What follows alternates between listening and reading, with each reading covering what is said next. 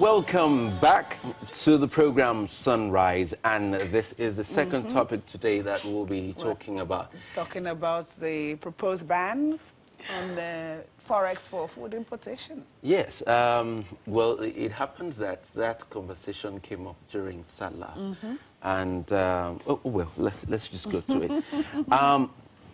On Wednesday, President Muhammadu Buhari said that he has directed the Central Bank of Nigeria to stop providing foreign exchange to food importers.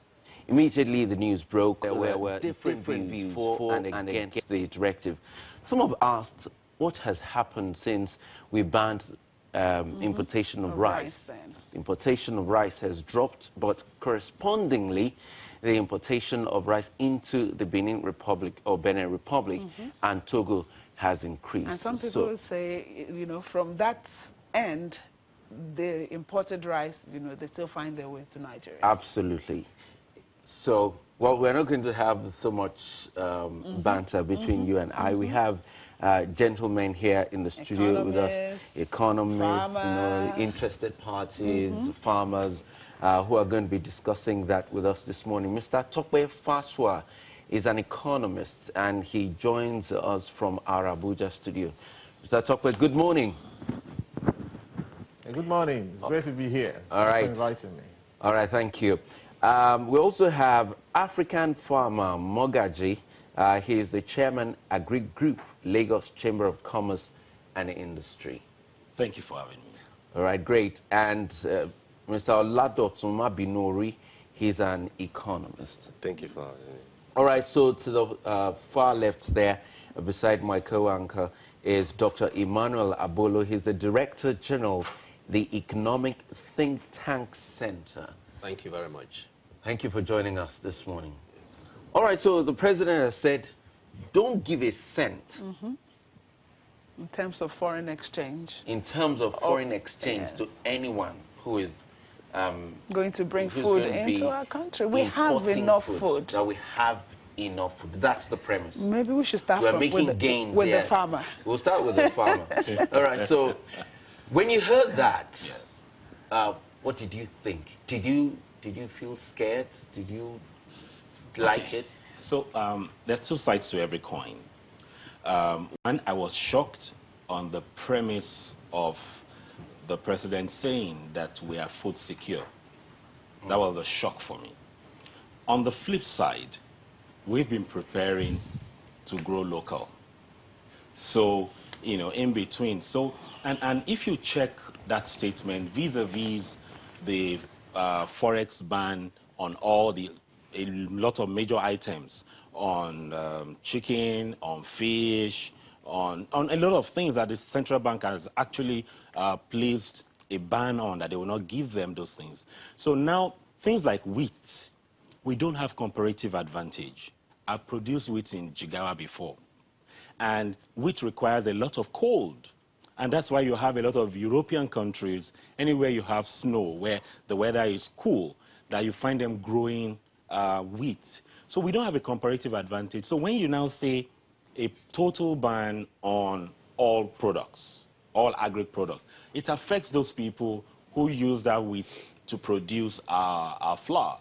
Some school of thought will say when they ban that, and it will help production, but you cannot produce at the same comparative advantage. So I'm neither for nor against. All right. It's a good place. It's a good place to put it there. But some people have said, I want to go to Mr. Tokwe Faswa in Abuja.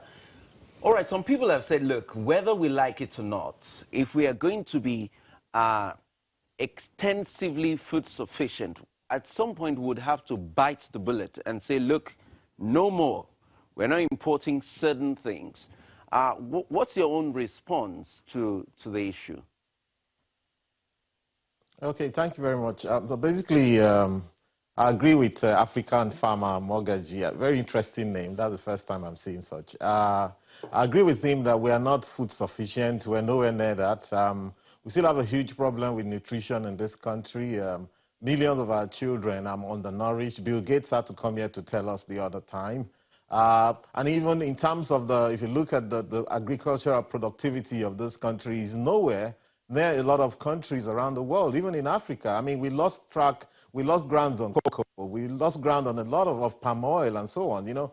So we could do a lot more. We haven't taken science into agriculture the way we should. You know, and that's, now, Netherlands is the second largest exporter of food after US in the world, exporting over $100 billion worth of food every year, which is like 4 times our national budget. Netherlands is 60% or 70% of Niger State at 43,000 square kilometers. It's just one state in Nigeria. That's the power of science. You know, so that's the, however, the economic angle of the discussion and why I would somehow, you know, support some restriction in terms of Forex, cheap Forex for food importers is, number one, note that as we're speaking, crude oil is trading below $60, which is our budget benchmark. And so alarms are ringing. OPEC brought out a projection yesterday that into the rest of this year and into 2020, they're expecting lower prices of crude oil. As a matter of fact, some projection is that it's going to go down to 30. You know, so we need to be very careful about what's going on. So part of it is the management of the Forex. Apart from that, we're also moving into African Free Trade Agreement. And you know, so now is the time. We've got the very short leeway, and I think I've said it on this program before, a very short leeway for us to tidy our act. You don't want to go into an African free trade agreement, which we were scared of joining because we know that we're not productive. And then you want to go into that, and you know, you're going to be importing even your food needs from small African countries that are presently tidying up their acts. Go to Uganda, go to Kenya, go to South Africa. You know, a lot of things is happening around, even Ghana here. You know, so I think it's a wake-up call. Or however, the way the president said it is not his call to instruct the CBN. That damages the CBN's, you know, perceived independence. It's not good at all that he said it so casually. But I know what it is. It's about politics as well. The president likes to take glory for such a thing. But even if the CBN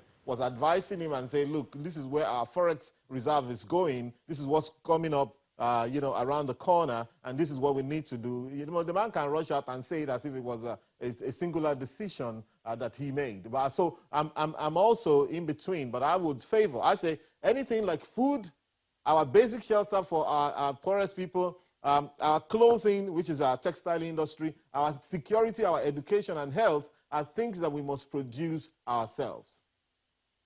Let me take you to another economic expert here. He has said that he would, you know, support some ban on some of this food or imported food. But Mr. Mogaji said, we don't produce wheat, and we need wheat. So how do we do the balancing? Where should the government be looking at in terms of, you know, balancing this to ensure that we are food sufficient in locally, and then whichever ones we need to bring in, you know, also get in? All right, thank you very much. I think the president, let me put it this way, just as what Tokwe Fashoa said, my brother in what's it called, Abuja, the president, let me say, is jumping the gun, so to speak. It shouldn't have come from, such policy shouldn't have come from the president. It should have come from the CBN itself, because indirectly, the president is sending a wrong signal to foreign investors out there. Talking about the autonomy, because the CBN Act of 2007 give CBN autonomy. They have instances where president can come in, but as in terms of forest management and what have you, they have the autonomy. So I prefer that will have come from CBN governor. At least it will send good signal that, okay, we are getting prepared for after that's African Continental Free Trade Agreement. So that was just like what he said the other time when he was doing the NPC meeting, that they want to go into milk business for the dairy firms. That there's loan for them. They should do backward integration. They should have their ranches. That they will give them loan. That's commendable. That's what we are saying. But we just stand up one day and say, in fact, it was even during holiday. It was too casual. The policy is too strong to just be said more like. For me, it's more like to get a political gain. Fine, the president might mean well, but not the way he has said it. Yes, sir. Not the way he has said it. Yes, sir. But okay, it's been said. Yes, sir. and you would have preferred it comes from the CBN, or it had come from the CBN. But is it a policy that you would support? I will partially support this, and I will also partially go against this. I will also say, let me say, in between, in the sense that you can't just put a ban on all the products. The ban rice, importation of rice in 2016. Till we speak, as in fact, even to this morning, rice still coming into Nigerian economy. So by banning this, what you have just done is you have given smugglers opportunity to intensify their smuggling activities, because it means that you have increased the risk, and they had the risk, they had the return. So I'm telling that all this and this and this shouldn't come into the economy. Before you know it, they will go extra mile to ensure that they will bring it in, because, and again, you are looking at food sufficiency. We have to ensure food security before you get food sufficiency. Food security is everybody getting nutritious food at all times. But here we are in Nigeria, we have over 21 million Nigerians that are seriously malnourished. So we have not tackled that. And that's okay, let us ban it. If you ban, before, it's like someone, if someone just faints now, the first thing you do, get water, pour on the person. When the person wakes up, we now ask, please, the person will tell you, okay, please, I don't use any water, I produce my own water, don't just use any water on me. But the person has to be resuscitated first. So let's first get food security. Let people have access to food as at when they need it, and not just any food, very good food.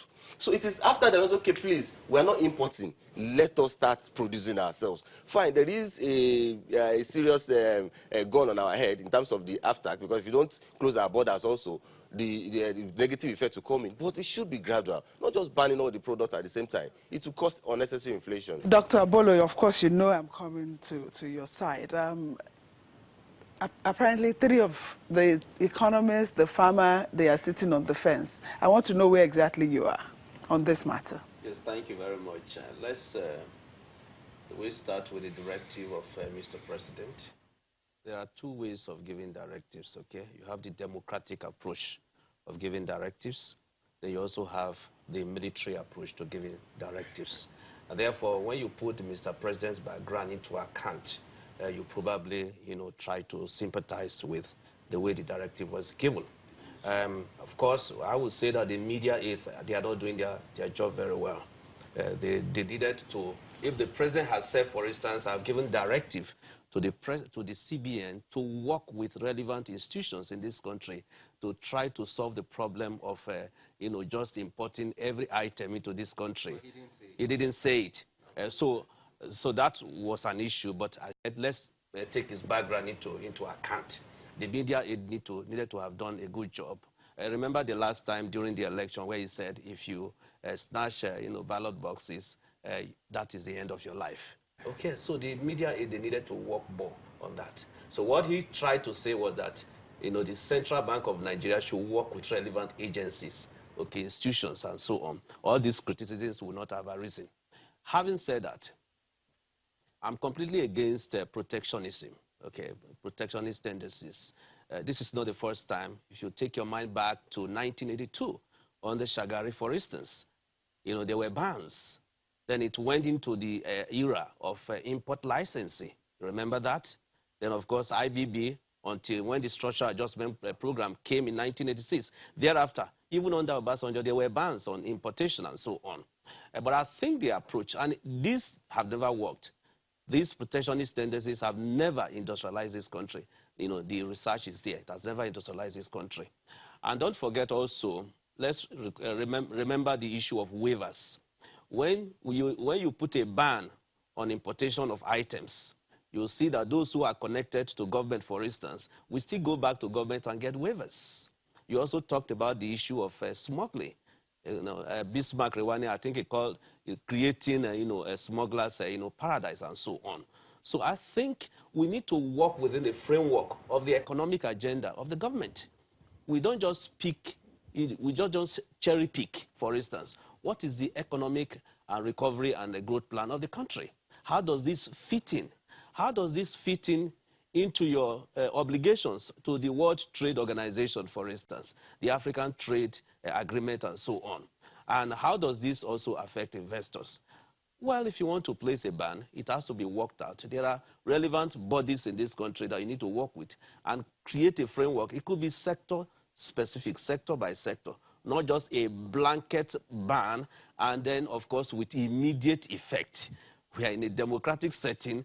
This idea of immediate effect, completely shows that you're trying to erode, as it were, the independence of the central bank. Of course, don't also forget, the CBN has board of directors and so on. Has a board of Mr. Fasua, I want you to weigh in again. After the president made that directive or pronounced that, a few people, a lot of people actually responded. For instance, I think Director General of LCCI, that's the Lagos Chamber of Commerce and Industry, said, okay, the pronouncement has been made, but there needs to be specific. What are those items? We need to have that code to know that these are the items that are going to be affected by this. And some other people have said, well, the CBN, because of its autonomy, have to then work out the workability of that directive. Now, what's the impact of this seeming flip-flop on investor confidence, especially in this matter? All right, thank you very much. Now, we're talking about two types of investors. First of all, let me make a note that, I'm an economist, fairly well-read, in this department. And however, we have actually started to take apart some of those underpinning traditional principles of economics, including things like, comparative advantage. It doesn't work. According to Joseph Stiglitz, who was chief economic advisor to Bill Clinton and also Nobel Prize winner of 2001 in economics, and he won that Nobel Prize himself, and George Akerlof and Mike Spence won that year's Nobel Prize on what they call information economics, meaning that there are different levels of information that are available to different people. There's information asymmetry in every market, so markets don't work the way that people say they've always worked. So we have to rethink all these things, including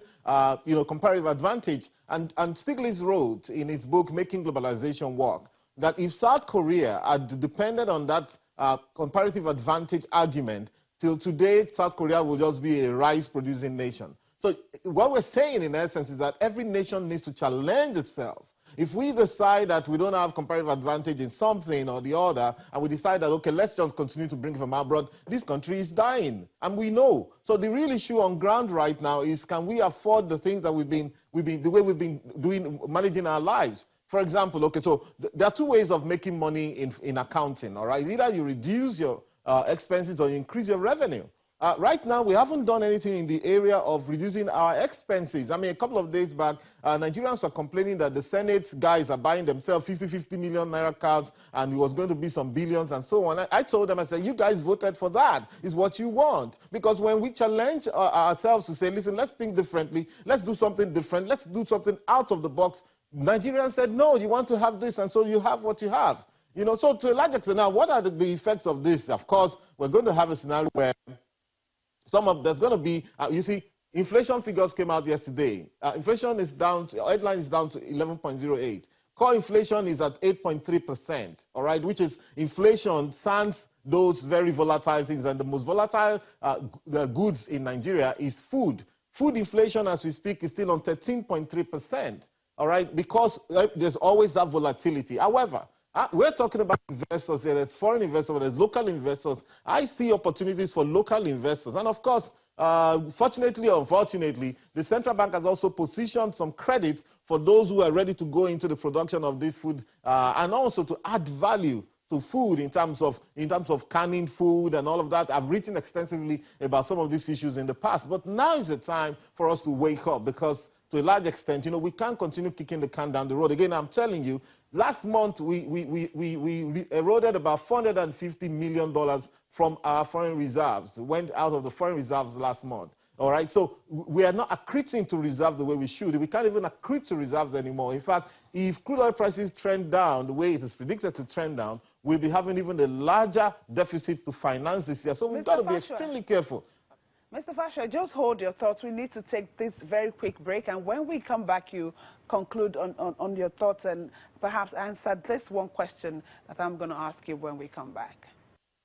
Welcome back. Mr. Fashwa, just to add to what you're saying, how can relevant stakeholders, for instance, farmers, food processors, the custom, even the Ministry of Agriculture, how can they make this policy, how can they make it work in terms of ensuring that all of the issues around it are sorted so that everyone is fine with it? All right, thank you very much. I mean, you know, there was the time we were speaking about the milk policy. That was the first one that came, and no more forex for milk importers. And of course, around that time, we were discussing the issue of Ruga or no Ruga, cattle rearing, and all of that stuff, you know. I felt that that ban on forex for milk importers opened the leeway for a lot of business-minded people to get involved in the market, you know, because when we're talking about Ruga, the current system of cattle rearing is not done as business. It's a tradition. It's a culture. It's not a business. So now we're saying that, okay, instead of bringing, you know, milk in, or that imported milk is going to be a little bit more expensive, you know, why are we not having a scenario where business-minded people can actually set up good ranches, bring in better cows with better yield, that don't walk around and lose their body mass and produce more milk, you know, and then feed the Wamcos of this world, the Promasidors of this world. And of course, you also have a credit to tap into. So that is there. Now, sometimes, of course, the directive has been handed down militarily, in terms of like a military direction. They don't have a choice. Everybody will have to fall in line. You know, the point is, again, mind you, that the real issue is the availability of forex to continue to fund, official forex, to continue to fund anything. Now, mind you, if we walk back a little bit, we'll ask ourselves, why is central bank getting involved in giving forex to everybody in the first place? I mean, I've done business in a few countries in the world. You don't see the visibility of central bank in everybody's business and in the sphere like that. You know, you go to your bank and your local commercial bank, you do what you need to do, you walk away, you know, and so that's what we should be looking at. So, however, I see it as a great challenge. It's not going to be easy. Food prices are going to go up, at least momentarily, until we find those alternatives. But I believe that it's a shock therapy, actually. Shock therapy is what it is, in a different manner. And it's a shock therapy that actually resets our mind and actually opens our mind to the challenges on ground. However, what we haven't seen is a complementary fiscal policy that shows that we're serious-minded, that we know what we're doing. Just as I mentioned, like Senate buying themselves stuff, you know, we see all sorts of things going on in the public sphere, you know, taxpayers' money being spent anyhow, and all of that. You know, that is what we need to see to complement this policy. But I believe that it's a great policy. Remember also, we're going into AFCFTA. When you go into AFCFTA fully, which is going to come on stream for 5 years fully from now, you know, what you have to then do is, number one, your interest rates must be low in order for your manufacturers to compete with the rest of Africa. Your inflation must be kept low. Your budget deficits must be kept low. Now is the time for us to do something for ourselves, to encourage ourselves and ginger ourselves and wake ourselves up to think outside the box and do something good for ourselves. The first thing we need to do is to feed ourselves. And I think that it's a great thing for us to look for alternatives internally. All right, Mr. Fashwa. Let me quickly come to Mr. Bolo. Anywhere you look in Nigeria, you find food. Do you agree with that? Yes, to a large extent. To a large extent. Yes. So much so that sometimes the ones that, you know, perish, issue of storability and so on, we yes. get to eat. That's correct. And on Twitter, this Adek Oyekunle is saying that it's not rocket science to ban this thing, you know, forex for imported food. We have food in Nigeria. If you have a taste that you want to feed, then for those who import such things, then you pay for it. Do you agree with that? I agree. You see, Mr. President meant well. I must say that, meant well. If you look at the current situation of the our foreign reserves, it's about 44.6 billion. It was about 47 billion about a few months ago, now 44.something billion. And if we continue at the rate we are going, importing virtually every item into this country, it will come to a point where our foreign reserves will be so depleted and we'll find ourselves in a very tight situation. So yes, we have food, but you see, all of this will have to be worked within a framework. I always like a measured approach. Very soon, ministers are going to be inaugurated. You're going to have a minister of finance. This is not purely a monetary issue. It's not just a central bank issue. It has to work like my friend from Abuja is saying. The fiscal arm, there has to be an alignment so that we have an economic direction for this country. There has to be economic direction. So the point is, I agree that certain decisions can be taken. The situation we found ourselves in this country now is we're in a very dire situation, and you will need emergency approach to it. But it has to be worked within a framework. There are several stakeholders, for instance, that have to come in and come up with a framework, and also the timing. So it is the timing, the framework that is missing here. So it is not just going to happen just by fiat. So we can't be importing every item. I agree to that extent. But a total ban on everything also has its own, because every decision you take, there's what we call Pareto optimality. It has to be Pareto optima. If it is not Pareto optima, then you have what we call unintended consequences. So in order to bring down to reduce some of those unintended consequences, there has to be a measured approach where all the stakeholders will have to come in to avoid and reduce some of those risks that will come as a result of this decision. Okay. The economist, Mr. Fascio, says we need a fiscal policy that would help in, implementing some of these other policies that we are talking about. We have porous borders. Sure. We have epileptic power supply. Sure. We are still trying to bring in science, into our agriculture. What would you advise the government to also put in place so that when this ban, partial, come into effect, it will not have a very negative effect on our food supply? Thank you. Our case is like that, a case of a child that's just learning how to walk. And the first thing he will tell you after moving, maybe taking some steps, say, okay, I want to compete with Usain Bolt on 100-meter race. We have, number one, our border is porous. If you know the number of rice, the tonnage of rice coming into the Nigerian economy, you will shock.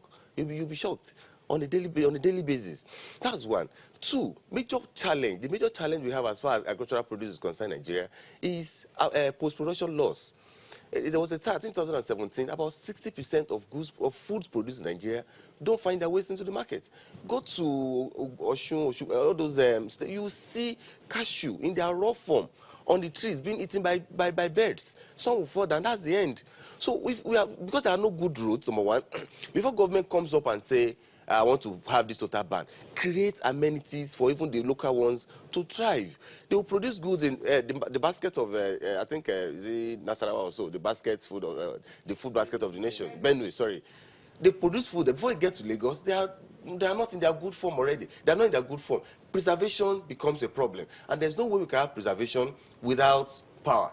We have no fixed power. We are still struggling with 4,000, 5,000 megawatts. Fine, there was a good, we had a good turnout, let me say, initiative recently when federal government signed an agreement with Siemens to increase our megawatts from 4,000 to 7,000, from 7,000 to 11, then to 25,000 megawatts in the next 5 years.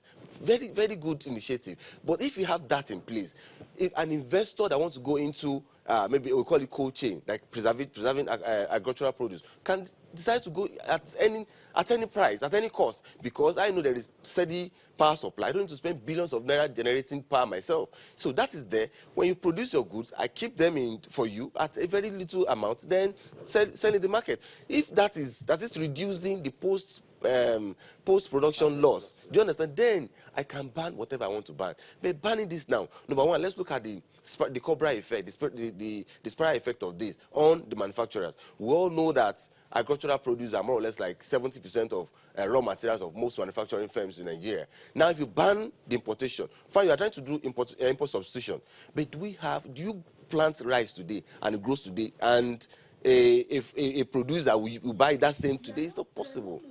Okay, this ban, you said, okay, 70% perhaps are imported. Yes. And some of those things we have here, just that they are stocked up somewhere in the farms. And so don't you think this can also spur that, activity in that area, just so that we know that, you know what, I can't get this FOREX to go do this.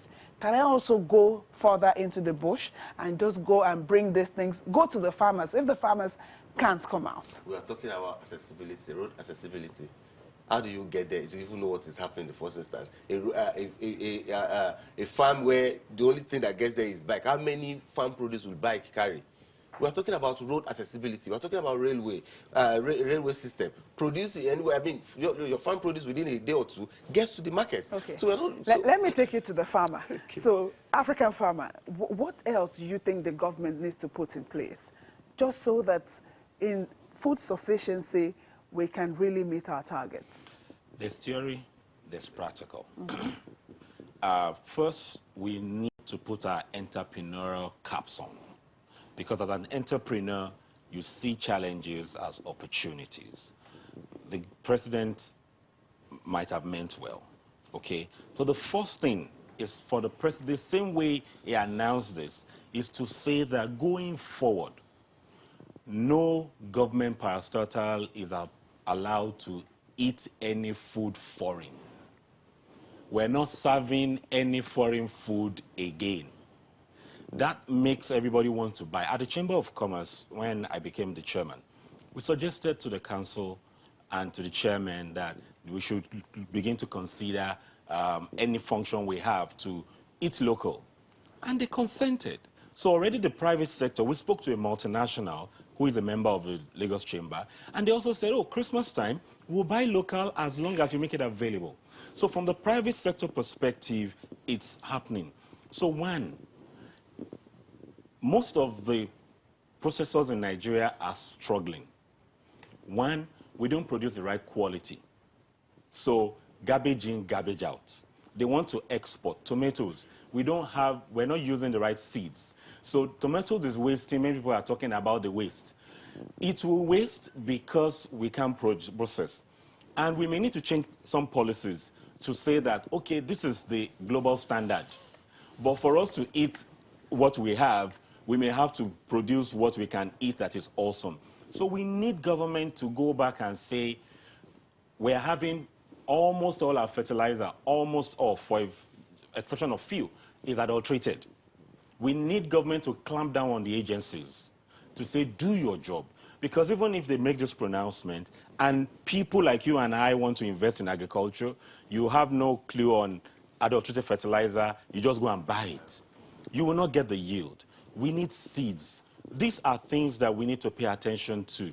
We need government to also reach out to the youths. I can tell you the multinationals, Nestle, for instance, they are maize. All their maize now, they are backward integrating. Nigeria breweries has followed. But so we need also to pay attention to them and say that, okay, the bad roads are not our issues. The bad roads are not our issues. The issue is that we're not, in this kind of situation now, we need like BOI. We need government to also tell BOI to say, we need intervention projects. It's on their table already. To say, we need processing in these suburbs. Can we go there? The Indians don't come to Nigeria and complain about power. They solve that power problem and they export. So we need to put our entrepreneurial caps, go back to the colleges of agriculture, the universities of agriculture, embrace youths, set up competitions. This is not just policy. Set up competitions, you win one. The youth only understand the language of money. So you write this essay, you win X amount, you go on foreign trainings. We need that. That is a major capacity gap, human capacity gap. You invest in agriculture today, you may not make profits because you'll be dealing with rural people. The conversation around, we need to redefine who is a farmer and who should be a farmer. Yes, the rural people have a place, and for the rural people, I spent bulk of my career, over 23 years, in that rural space.